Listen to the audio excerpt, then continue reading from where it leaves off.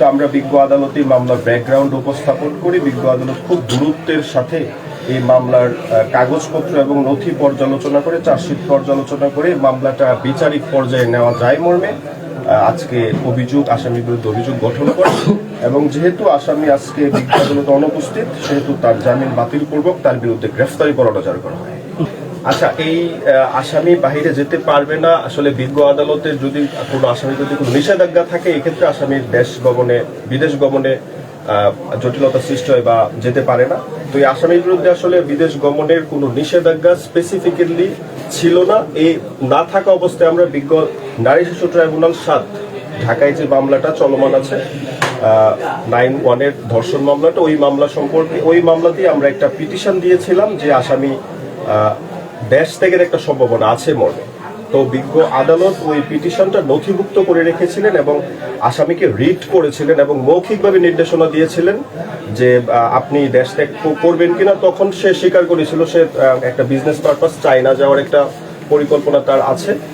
তো ওই পিটিশনটার ওই আবেদনটার কোনো সিদ্ধান্ত বিজ্ঞ আদালত আদেশ দেননি, কিন্তু এটা নথিভুক্ত করে রেখেছেন এবং আসামিকে বলেছেন যদি আপনি দেশ ত্যাগ করেন অবশ্যই বিজ্ঞ আদালতকে অবগত করবেন এবং আদালতের অনুমতি নিয়ে দেশ ত্যাগ করবেন। এটা মৌখিক অর্ডার ছিল।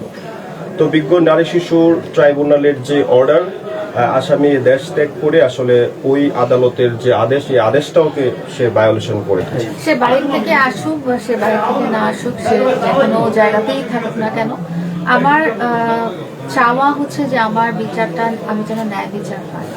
তো আজকে আদালতের যে রায় হয়েছে সেটা আমি একদম সন্তুষ্ট এবং তার বিচার প্রক্রিয়া যেন থেমে না থাকে। সে দেশে থাকুক, সে বিদেশে থাকুক, আমি যে বিচারের আবেদন করেছি সে বিচার যেন থেমে না থাকে, এটাই আমার। আপনারাও দেখেছেন যে তার উপরে ছুরিকাহত করা হয়েছে তাকে, এবং সেটা হয়েছে যে নারী শিশু ট্রাইব্যুনাল ৭ একদম দরজার ভিতরে। হ্যাঁ, তো এটা আপনারা সবাই দেখেছেন।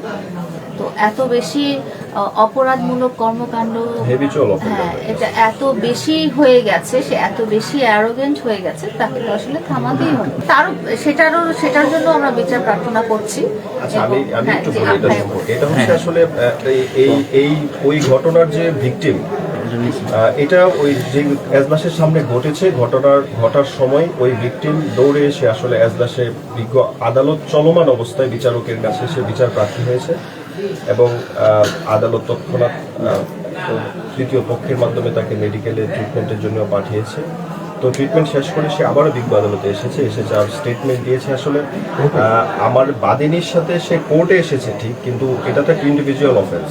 এই অফেন্সের ক্ষেত্রে যদি ওই ভিকটিম স্বপ্রণোদিত হয়ে কোনো আইনগত ব্যবস্থা নিতে চাই, সে এটা হচ্ছে তার বিষয়। কিন্তু আমরা ওই দিন ওই কোর্টেও বিজ্ঞ ট্রাইব্যুনালেও জামিন বাতিলের একটা প্রার্থনা করি। তো প্রার্থনা করার পর বিজ্ঞ আদালত এই বিষয়টা উনি নিজে তদন্ত করে আদেশ দিবেন মর্মে আমাদেরকে অবগত করেন। তো বিজ্ঞ আদালতের আদেশ পাওয়া পর্যন্ত তো আমাদের অপেক্ষা করতে হবে, যেহেতু ওই মামলায় বাদী ওই মামলারও বাদী। তো এই ক্ষেত্রে তো আমাদের পক্ষ থেকে আসলে আমরা কোনো স্টেপ নিতে পারি না। ভিকটিম যদি স্বপ্রণোদিত কিছু করতে চায় এটা উনি করতে পারে। আমি আসলে বলতে চাচ্ছি যে তার মধ্যে অপরাধ করার প্রবণতাটা খুব বেড়ে গেছে। প্রথমেও ছিল, যেটা প্রেক্ষিতে আমি আদালতে এসেছি, এবং সেটা এখনো দিনকে দিন বেড়ে যাচ্ছে এবং সে সংঘবদ্ধভাবে অপরাধ করছে। তার একটা সংগঠন আছে, আমি আপনাদেরকে আগেই বলেছি, সে কিশোর গ্যাংয়ের একজন লিডার। সো তার এই কিশোর গ্যাংটা আছে যারা অপরাধমূলক কার্যক্রম করে। সো এটা আমাদের একজন নাগরিক হিসেবে আমাদের এটা দায়িত্ব যে অপরাধমূলক কার্যক্রম থেকে কাউকে ফিরিয়ে আনা বা তাকে সংশোধিত করা বা তার যথাযোগ্য শাস্তি প্রার্থনা করা, এটা আমাদের একরকম নাগরিক দায়িত্ব। আমরা আমাদের আশেপাশে অপরাধ ঘটতে দেখে আমরা কি করি, হয়তো এড়িয়ে যাই বা ইনভলভ হতে চাই না, মনে করি এটা খুব লং প্রসেস, আদালতে যাওয়া আসা একটা সম্ভবত কিশোর গ্যাংয়ের কথাটা, যেটা আমি পরবর্তীতে জানতে পেরেছি আমাদের সম্পর্কের একটা শেষের স্টেজে জানতে পেরেছি যে তার কিশোর গ্যাংটা সংগঠিত হয়েছে অনেক আগে, 17-18 সালের থেকে, এবং সেটা 143 নামে পরিচিত, ওখানে যদি দেখেন।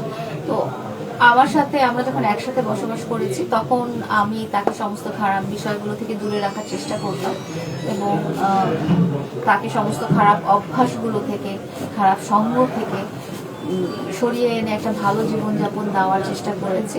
পরবর্তীতে যখন আমরা আলাদা হয়ে যাই তখন সে আবার ফিরে যায় তার আগের কর্মকাণ্ডের দিকে।